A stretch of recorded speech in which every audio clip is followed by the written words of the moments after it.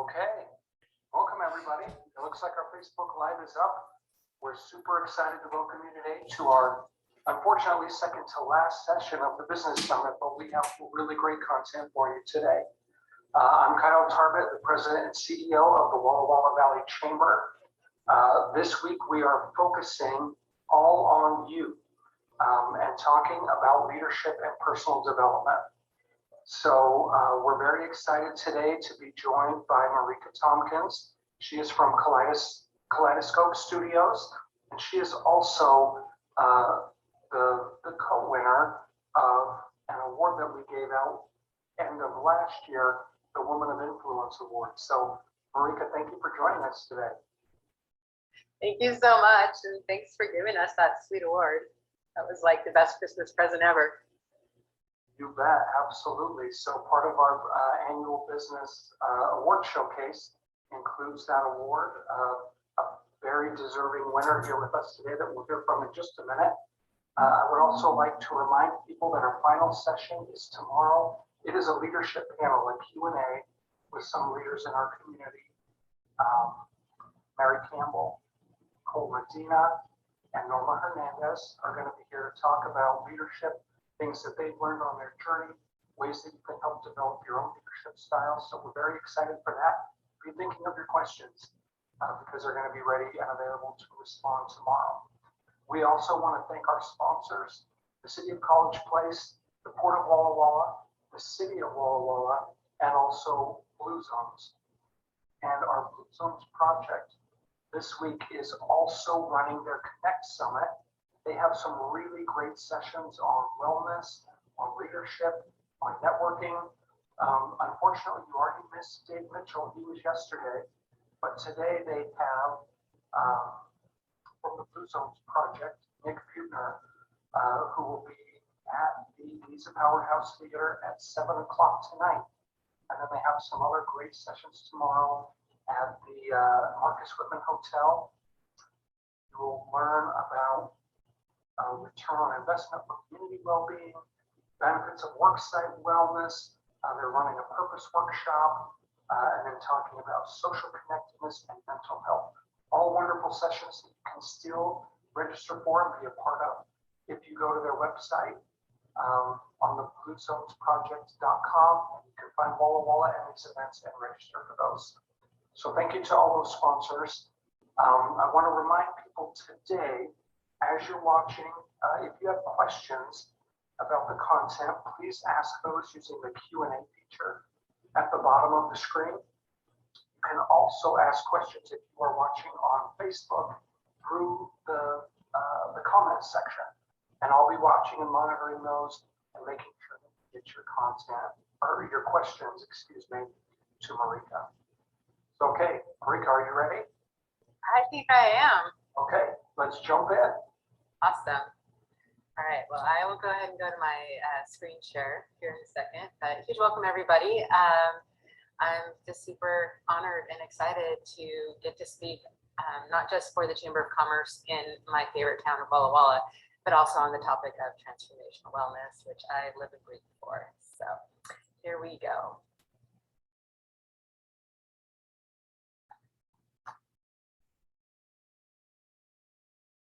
All set. Platform for me. All right, so here it is.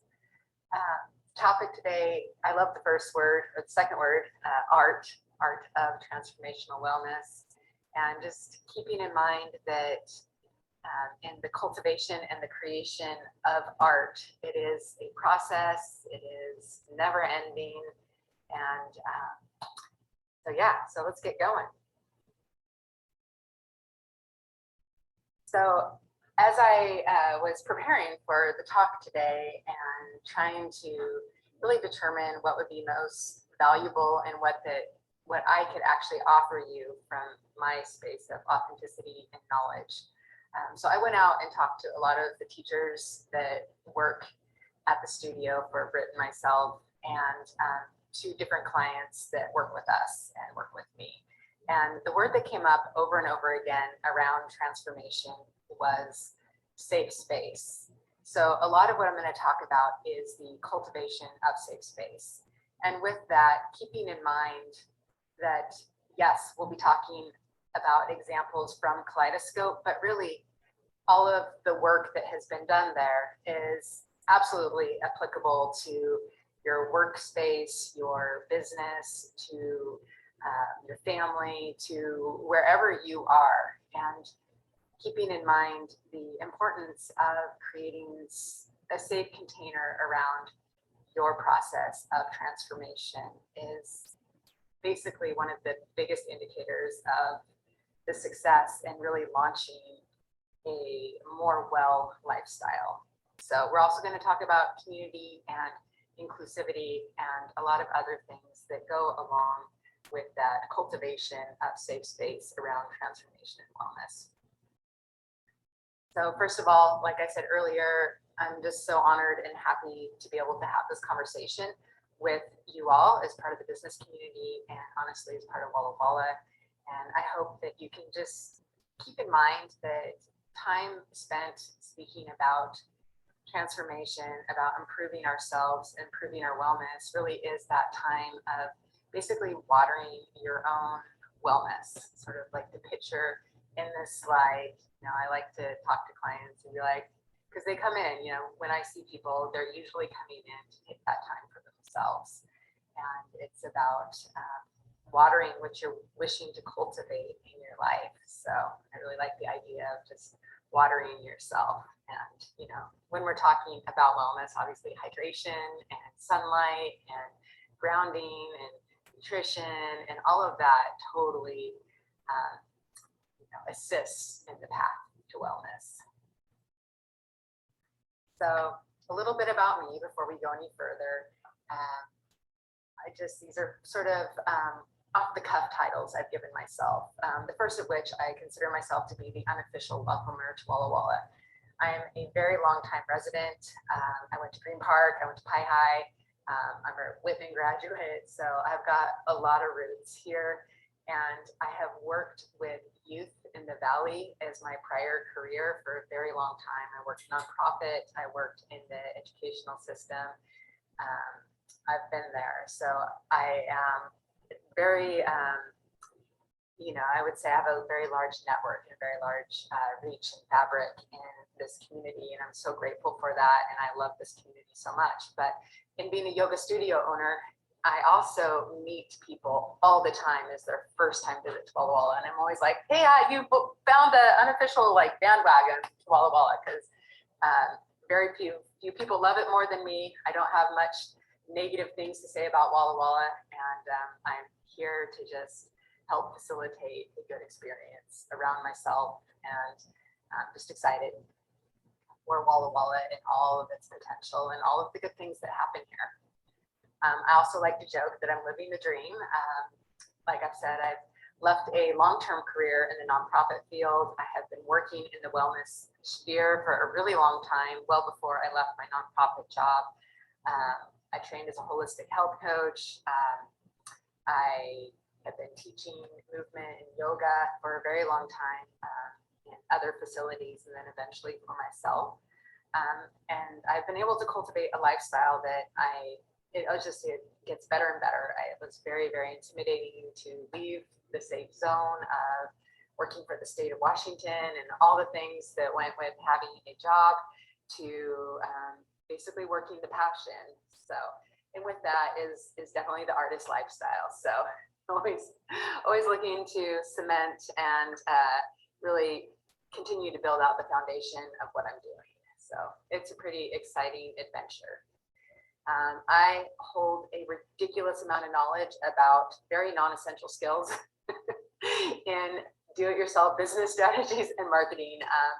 In the world that I have created for myself, I have gone down every rabbit hole possible to learn how to build a website, run MailChimp, do design, all the things. As I get better and better at what I do, I learn how to delegate. So that's a very exciting time in my living the dream. But if you ever want to geek out on weird marketing stuff or content creation, I'm here for it.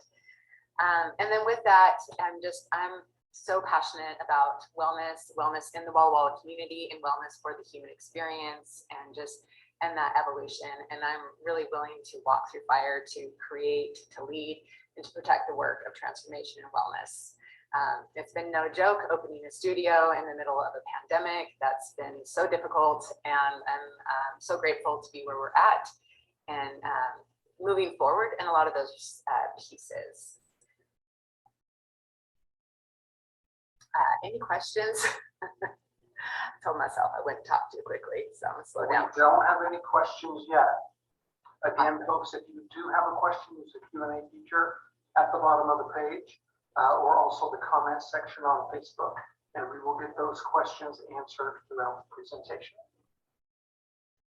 Awesome.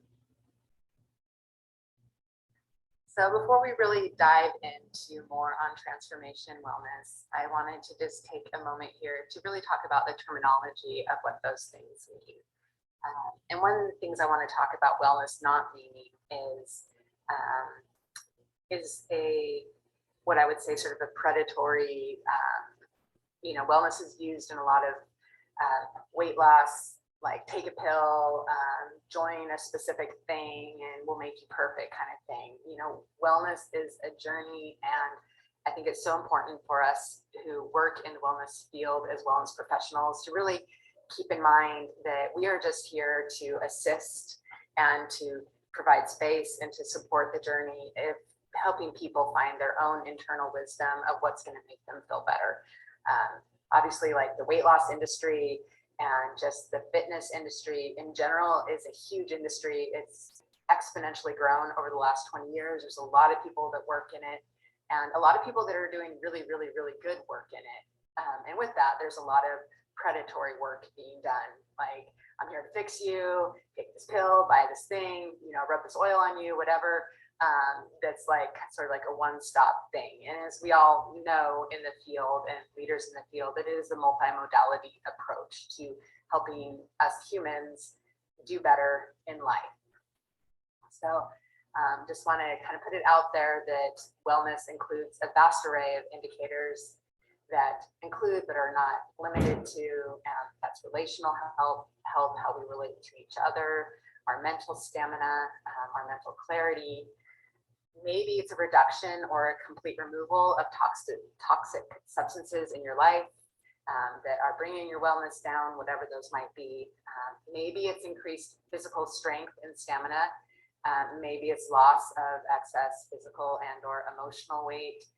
Maybe it's increased creativity. Maybe it's a simple sense of belonging and community. Maybe it's a mind that can go further and create more things. The list goes on, right? Like I said earlier, nutrition and getting outside and all of those other things I'm sure that some of the other presenters have spoken to. And with that, on the word of transformation, just really keeping in mind that it is an uncomfortable topic for people. When we go through transformations, it is often one of the most uncomfortable things that we go through, in that when we're looking to change and build ourselves into sort of that next evolution of self, we're facing a lot of things that can be quite difficult. And it takes time to make change. It takes time to have a transformation. Transformation is non-linear and is also often quite vulnerable. It's unique for every person. It looks very different on every person, and it's not really for anybody else to judge other than the person themselves. And finally, I just want to bring light to the fact that transformation is an embodied experience. As we make changes, they're not really changed until we can actually feel it in our body. It can start in our mind, it can start in our heart, but it has to be felt all over us. I think I did see a question pop up. Yeah, we do have a question from Laura. So she starts off by saying, I've been itching to get into your studio and learn more about you. I too started a business in the pandemic. What has been your best marketing tactic thus far? How do you feel about networking with other business owners? I'm all about collaboration and supporting other businesses. Sure. I think as anybody in the marketing field would say, that word of mouth is absolutely the best way to go. When people speak well of you, it helps other people build that trust for whatever it is that we're doing, any kind of business. At Kaleidoscope, that has been our number one. If one person coming in, having a really good experience, and then they bring somebody else in. I would say secondary to that is probably social media, depending on people's demographics and background. Some go to social media as their place of getting information. So we actually put quite a bit of effort into cultivating a social media channel that feels really friendly and approachable. And we've also been just so grateful to be able to access the talent of Annalise Page, who I put on this slide as well, in that she's really helped pull out all the things that we're proud of and put it into a photo. So that's been extremely helpful. And I would say also just SEO. The website is so important, and just kind of knowing those behind the scenes sort of nuggets of how to optimize the search engine, so that when people are looking for whatever it is that you do, that is findable. So like I said, if you ever want to talk geeky stuff around all the behind the scenes stuff, I'm pretty well versed in it, in that, like, I will also add, it's been the thing that's allowed me the freedom to create my own business, is doing that kind of work for other people. So super grateful to clients that have hired me to run their back end. And as far as other business partnerships, I would say that we are open to that. We're also really, we get approached by people quite a bit, and we are absolutely 100 and 1000% supportive of promoting other businesses out of our business. We have a community table, and you know, we promote the people that promote us, basically. So we love building out that space of helping one another forward. So yeah, for sure. I should also probably add that we did have a session last week called the 5 Ps of social media that was led by Cole Massey. It was really good. We utilized it as kind of a foundational approach, no matter which platform you're using. These tips are helpful for you. And then we're going to be offering additional, more in-depth sessions later this year, focused on specific platforms or specific tactics. So you can go back and watch that session on our Facebook page if you want, and then be ready for more content that will be coming later this year to help you out with your social media marketing. And I will say, I absolutely checked that out, and I thank you guys, because you were pretty active in that as well, Kyle, and he did an awesome job. And he also has a nice resource sheet available, and you can look at the channels he works on. And that's a really nice job. So awesome resource.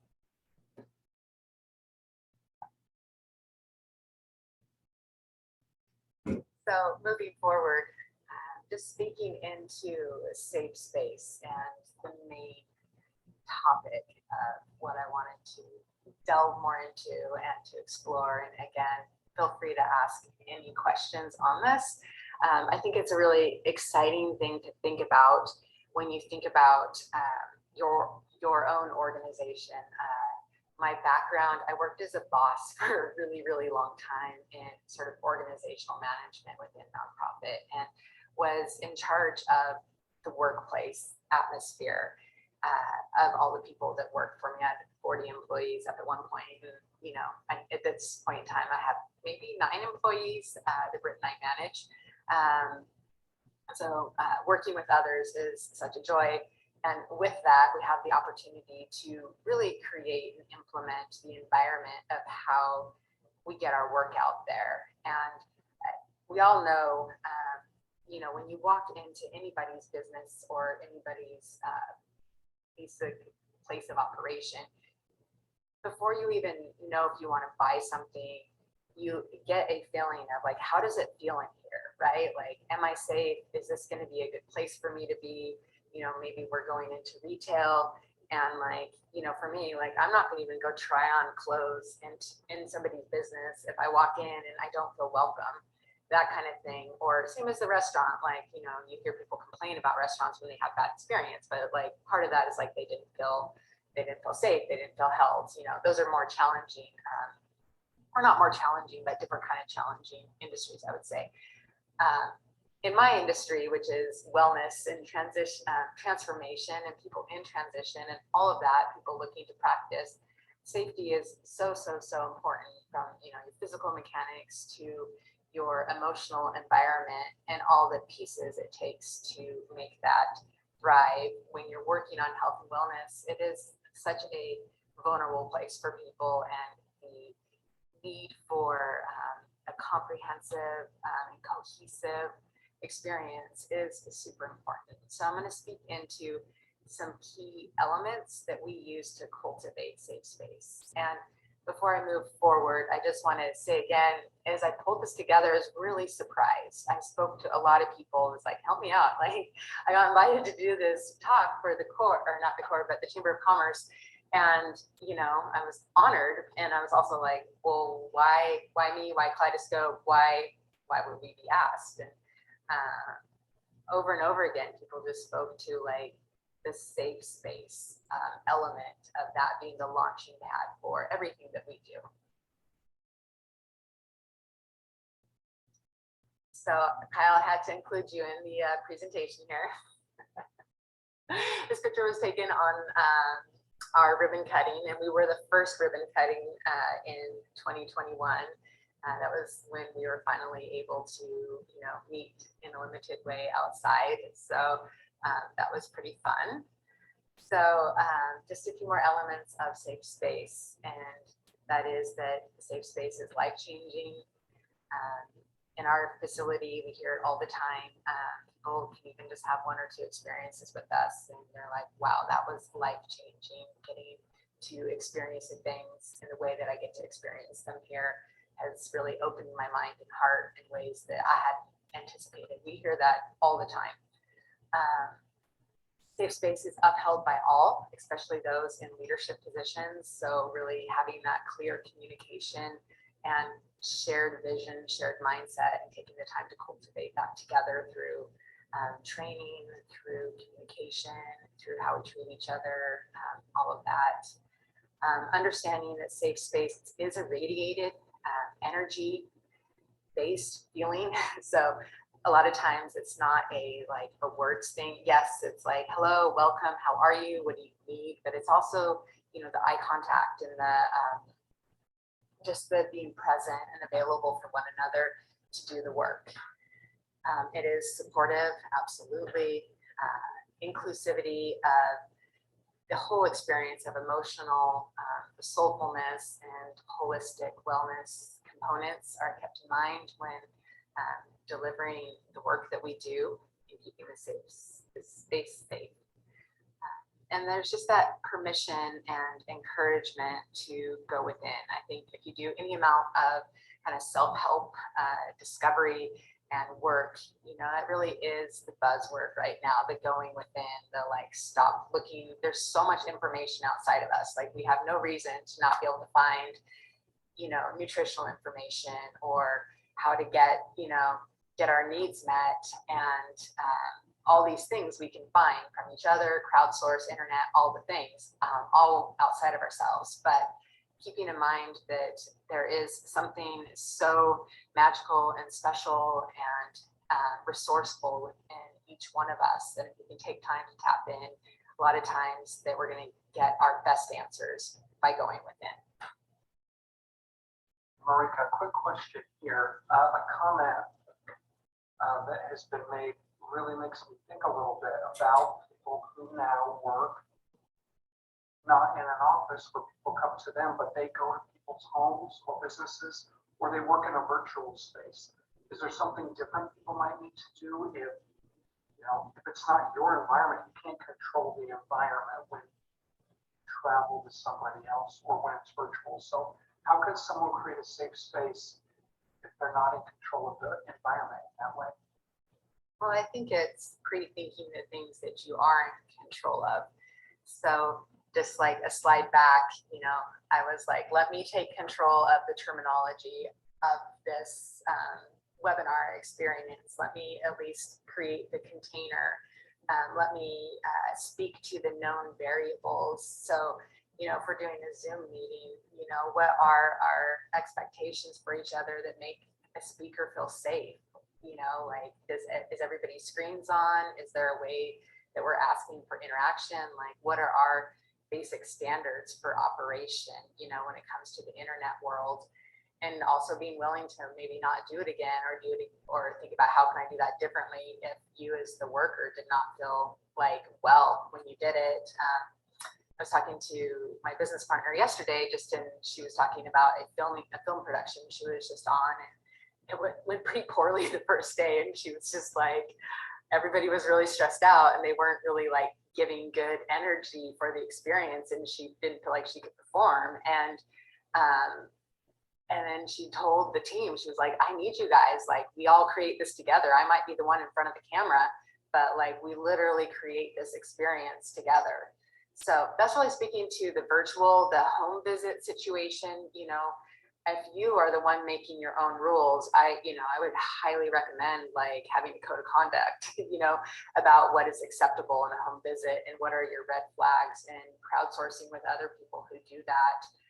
As a social worker, I'm not a social worker. I have worked in a social work environment where I was asked to do home visits, and I did a lot of them. And you see a lot of things, if you're working for a vulnerable clientele like I was at the time. And for me, one of my standards, and this isn't like a physical safety thing, it was just like, it's a waste of my time to come here if we're going to keep the TV on in the background. So I would always require my clientele to turn the TV off. But I think it's really pre-thinking, like what those pieces are that you're going to interact with, and pre-thinking what are the things that are going to get in the way of safety, and having a support system. If you're out there working by yourself, doing home visits, like who do you call to make sure that you are safely wrapping things up? Like what is your checklist around, those basic safety things? So yeah, does that add any flavor to what you're looking for? Yeah, absolutely. And I think there are so many people whose jobs went remote and are staying remote, that's an important thing to think about. It's not just, I'm going to have my face on a screen, but it really is an environment that you're working within, even though it's virtual. And I think the workforce needs to be really realistic about their screen time. I'm sure you've heard it said, but that people can only do so many Zoom meetings in a day. They're very depleting, and they require a lot from a person to really show up and be present at the computer.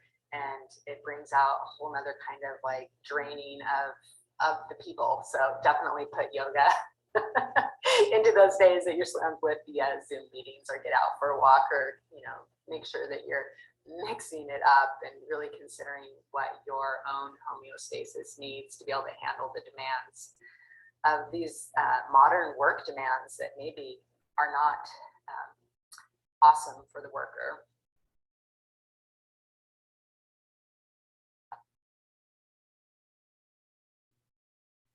So this is a really fun one. I'm going to go through just 3 of the core components of what we developed when we first got this work going. So prior to being the owner of Kaleidoscope, I worked on basically developed the studio under a different name, and then rebranded it once we got into the beautiful facility that we're in. And then my business partner, Britt Hodgen, came onto the scene. And so it turned into a big evolutionary moment. However, in that evolution, there's a lot of core components that has stayed totally solid from the onset of all of this work. And so the number one thing that I think we need to consider is inclusivity and belonging in our safe space and in our space for transformation.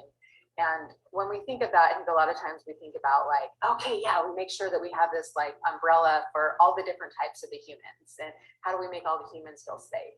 And a lot of times we don't really think about how do we make ourselves feel safe. So keeping in mind that inclusivity and belonging starts with yourself, and that you are your own best ally, and you are your own boss, you are your own leader. When we're on the mat or on the bike in the studio, we're always like, fully keep in mind, we want our practitioners to keep in mind that they are autonomous, that they are sovereign beings, and that they make the decisions about what happens for them. And having that mindset of the inclusivity piece and having it start with each person, it makes it a lot easier to be inclusive, have inclusivity for the greater whole, and be able to hold diversity and hold a wide range of humans with different backgrounds when we're all taking better care of ourselves and more knowledgeable about what we need to feel safe on our own. So it's a really beautiful concept. It's fun to talk about. It's fun to kind of consider, like, do I feel safe right now? Do I feel included right now? Like, what's the voice in my head? You know, in the wellness arena, there's a lot of really ugly voices in people's heads. You know, I'm too this, I'm too that, or, you know, just like the meanies inside people's heads, they're horrible. And so, like, kind of, you know, dialing it back and be like, wow, so who am I bringing to the mat with me? Am I bringing my, like, you know, rejected inner child, you know, that kind of awareness, but really getting real with, you know, the inner dialogue and allowing ourselves and our journey and our transformation to come along for the ride versus, you know, leading with those limiting factors or those pain points. So yeah, I see another question. Is that just a comment going back to your last slide, again from Laura, who's also a business coach, talking about how she's trying to be more creative in creating a safe space when going in to someone's home or business, helping them to eliminate distractions so that they can focus on the session. So not a question, just a great comment. Thank you, Laura. yeah, it's that intentionalness that you're teaching. So very cool.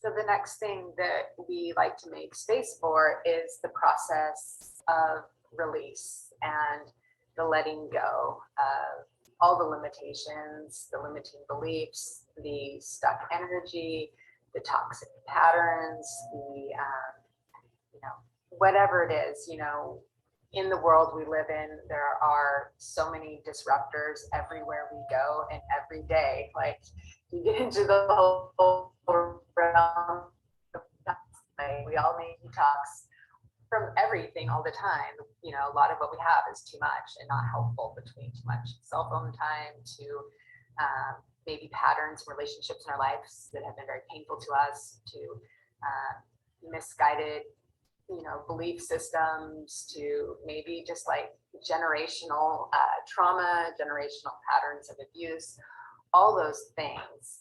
In safe space, it is really important, you know, it has to be safe, right? For people to even feel safe enough to do the work of releasing.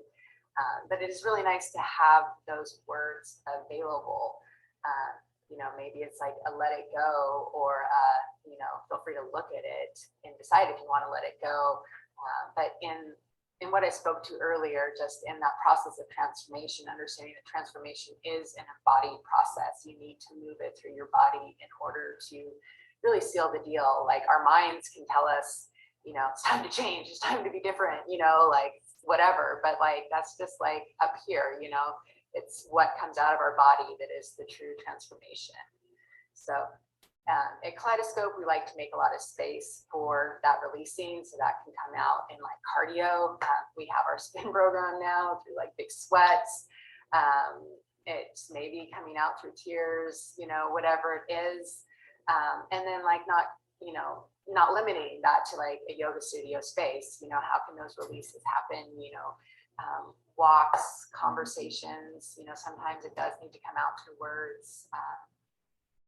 But absolutely, I think it's so important in human evolution to really consider the opportunity that we can give each other to release, and to not necessarily be the same person that they were prior. So if we're like in a corporate environment or a business, and maybe we have some like not good stuff between each other, and we still need to work together. And as we kind of navigate through those like uncomfortable things, it's like, you know, how much space can we just give each other to like put the past behind and rebuild something new? Or do we have a process of letting things go in our organization and how we operate that let things renew and move forward in a fresh perspective?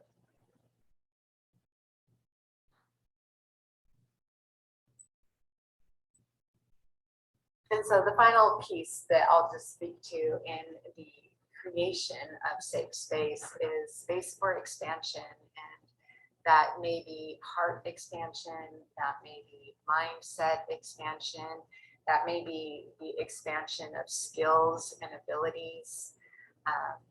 I know from a long background in nonprofit work, the employee retention, situation. That's why I left. It wasn't, I would say that's why I left, is I needed to expand. I needed to expand my skills beyond what was available to me in that. But as we're looking to keep people and have them not leave, is obviously as we're business owners and bosses and all those things, we invest so much resources into our employees, into the people that we work with, into our clients, like how are we giving them space for that expansion? How are we giving ourselves space? And again, maybe it is, expanding the strength in your body. Maybe it's expanding the way you see things. We're really big at Kaleidoscope on just allowing that perspective to shift. That's why we named the business Kaleidoscope. It's just knowing that life is that ever sort of shifting scope. And, look through the right lens, you can see the beauty of it, right? You can see the patterns emerge, the different shapes and the playfulness. But also, like, we can really, in our human experience, receive some information and be like, oh, that's like horrible. It's the worst thing ever, whatever it is that we're struggling with. And then we can really shift that perspective and use whatever's happened as a point of strength and expansion and something in our foundation that allows us to take on bigger challenges and move forward, on our path of transformation. So I love this picture because it's obviously an inward going picture and looking for that inward expansion as well.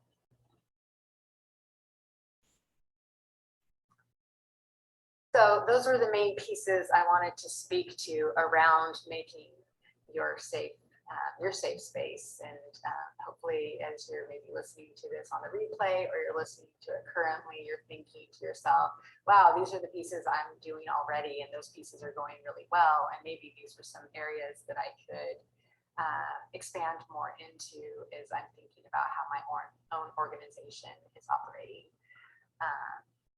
So I really want to speak to some things to look for in just knowing that you're being successful in the activation of your safe space and the synergistic things that happen there when you have really brought all those pieces together. I think it's really important to speak to both leadership and community. Our human experience, we are really not meant to go at this alone. And I think a lot of times when we're in transformation and in transition, it's easy to want to just go into a room by yourself and hide and be like, okay, well, I'm just going to study this until I get it right. I'm going to isolate until I can get it right. I'll finally go do that awesome thing when I've lost X amount of pounds, or I'll share myself when, I'll do the presentation when I've actually got every slide perfected, all the things. And we all know life doesn't wait for us, and our ability to get out there and interact with other people and help build other people up is really at the key of wellness, of how we're relating with the world and how we're expanding our own energy out into the world, and doing that in a way that's synergistic and helping not just ourselves grow, but that we grow with others. And in health coach training school, one of the things they taught us, which I thought was just so fascinating, was the idea that we had this perfect rainbow wheel of, it was like the coaching wheel. And it was like, okay, so how is your, life in all these directions? How's your nutrition? How's your home cooking? How's your spiritual life? How's your creative life? How's your finances? How's your job? How's all of these things? And one of the ones on the wheel was the relationship piece. And one of the things that they told us, that the main lecturer told us, Joshua Rosendahl, and he said, all these things aside, it's really the relationship portion of that wheel that is the biggest indicator if somebody is getting healthy. It is the number one motivator for being healthy, is to have good relationships, and it is the number one thing that propels us forward.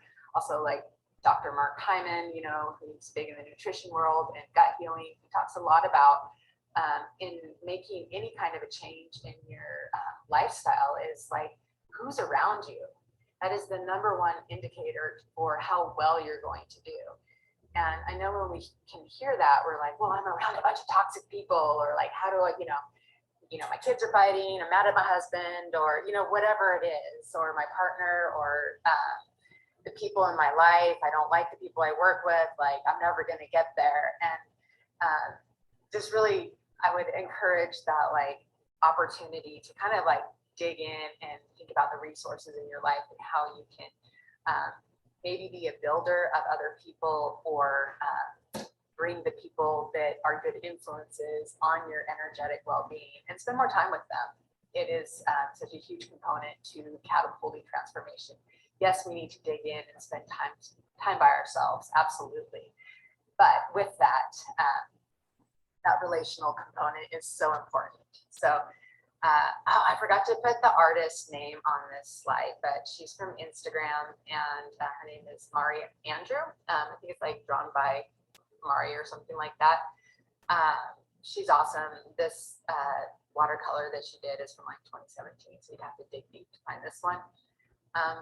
But I love the idea of creating the ability for people to go through challenge, own that challenge, and then share that with other people. And that's absolutely the journey that the teachers that work for us go on, students go on, and just like, you know, maybe it's learning a yoga pose and that's the challenge, and then like owning the challenge and building up into that, and then using the strength that was created in that to guide more wellness in, you know, each person's life.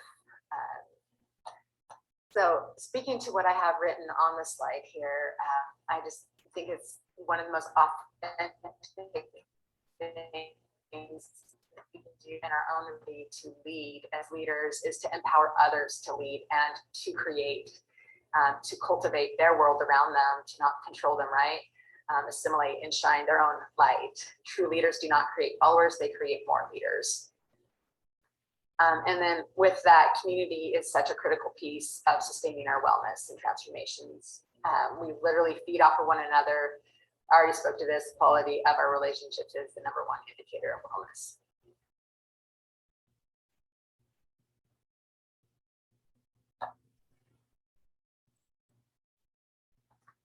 So I pulled out the words of one of the teachers that works at Kaleidoscope. Her name is Sarah. She's awesome. And I asked everybody, literally, and she's like, I'm gonna write it out for you, Marika. And I'm like, okay, cool. I'm gonna include it in my presentation then, on just how she spoke about wellness and transformation and what she's experienced. It is unique around her experience with us. So I'll just go ahead and read what she wrote.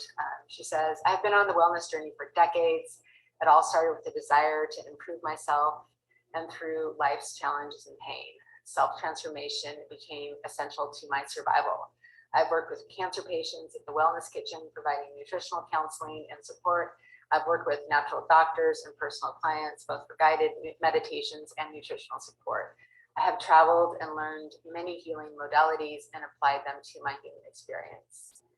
She says, I've never been in a space like Kaleidoscope. Transformation starts as a desire to enhance and grow. It is met in places like Kaleidoscope, where that desire can flourish and expand through the movement arts and healing modality of yoga and authentic teachers. I have been doing yoga since my early 20s. I have been to many studios and experienced numerous teaching styles and applications.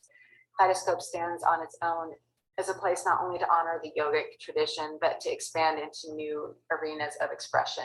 This is accomplished by the talented and devoted teachers, ones who have applied themselves to the craft of helping others release, transform, and heal. Many things can be spoken out. Some things need to just be moved out of the body through energy work and movement. Kaleidoscope achieves just that. We need transformation now more than ever, a place to feel safe in our bodies, safe to explore, to release, and to express. For me, Kaleidoscope has provided the place where I could be myself, a place to come to the mat and transform and transmute all the things that might have kept me down. I'm grateful to be part of such a beautiful place that is making a mark on our community and in turn a mark on the world. So I was super stoked when she sent me that. Sarah has told me many times that she has worked in many studios and never experienced one quite like Kaleidoscope. And, you know, she wasn't even there in the inception when we built out our core values or anything, but it's amazing to me that she can, you know, speak to them so well, that intention has really carried through into the later years as we've been working together, I would say collectively for at least 4 or 5 years. Britt and I have been working together for about 6 years on this project. So it's such a joy to see that work really flourish in our staff and in the participants that come through the doors, and them feeling safe to continue to step forward in their own exploration. So one of the key indicators, I would say, of that safe space implementation and people being able to transform and improve their wellness is going from like what we call the victim mindset to the creator mindset. You know, in our work at the studio and outside of the studio, it's huge to kind of give space for innovation and space to create new things, space for just for the joy of creating, you know, really enhancing the human experience through creativity. There's nothing like it. And one of the things I heard back quite a bit from the teachers on is just their freedom to create at the studio. We do a lot of delegating and really give our teachers space to create something maybe that's beyond what we've asked them to do. You know, of course, as long as it's safe, but having space for that creative professionalism is really wonderful. I know, just kind of like switching brains back into like the more corporate or nonprofit world I came from, you know, like for me, that was like the thief of joy if I couldn't, you know, at least implement a new program or come up with creative ways to like, you know, do things. You know, the job became so boring and I didn't want to, you know, do it. And I loved my work, don't get me wrong, but having space for creation is huge in that transformation. I would also say, as we're looking in a well transformation, is like how I said it earlier, but how do our relationships look? Are they empowered? Even as we're looking at our family relationships, you know, how are our kids empowered to, you know, go create things? How are we allowing people to step into their uniqueness and make an impact? Are we assuming that people can't make an impact because they maybe have a different skill set than us? You know, as in leadership roles, we have a lot of power to give people an opportunity to step up and to grow themselves. And, you know, are we stifling that? Are we putting people around us that stifle us? So just kind of that like reflection on like, do the relationships around me empower me? And, you know, are they creative? Can they make things happen together that are helpful towards our own evolution?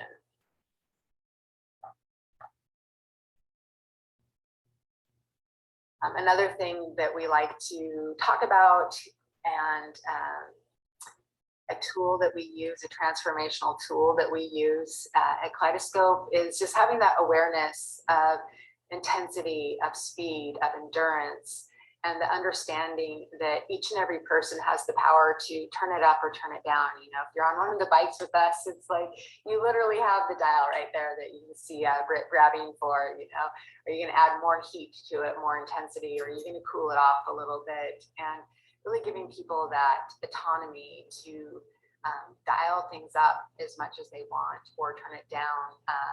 For our practice and our own wellness schedule, we can really just even look at the what's happening in the space. How much space do we have for turning it up and turning it down within each class, and then on the schedule is huge.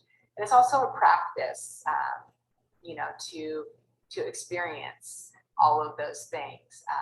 We like to simulate, and the bike is such a great place for that simulation of challenge and hardship. You can really make it suck while you pedal and get your heart rate up a ton. But it's a practice, and not every day is the best day to just go balls to the wall. But it's definitely, it's just so personal.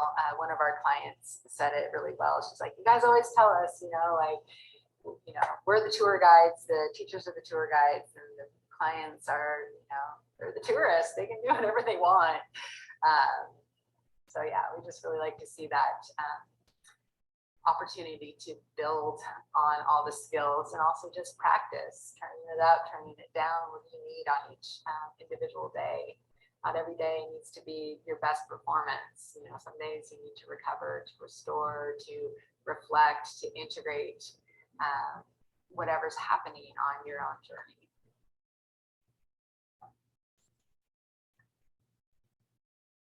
So, and that kind of takes me towards the end of the presentation, and that is the opportunity for exploration and integration, in our homes, in our family, and our training webinars and businesses, we're doing, training, teaching, doing together. And then as people are building their own ability to live their life maybe a little bit better, it's like, get out, go explore, go integrate all of this knowledge, come back, we always want to see you, it's like family. You want to be with your family forever and have awesome relationships, but also you want to encourage one another to just go beyond and just have that space to explore and try new things, and maybe reconsider what you want to create or do.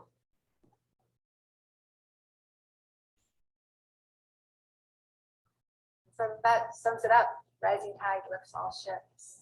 So let's keep lifting each other up and make Walla Walla an awesome place to live that's inclusive of our community's many different needs, and just really hope for a really positive,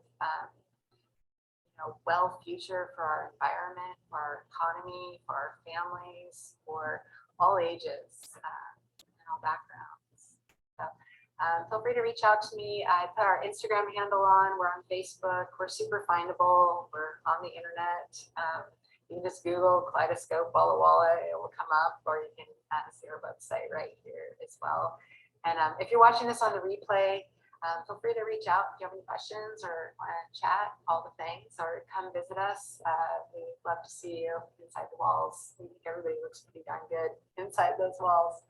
So, yeah, that's it. Do you have any questions, comments?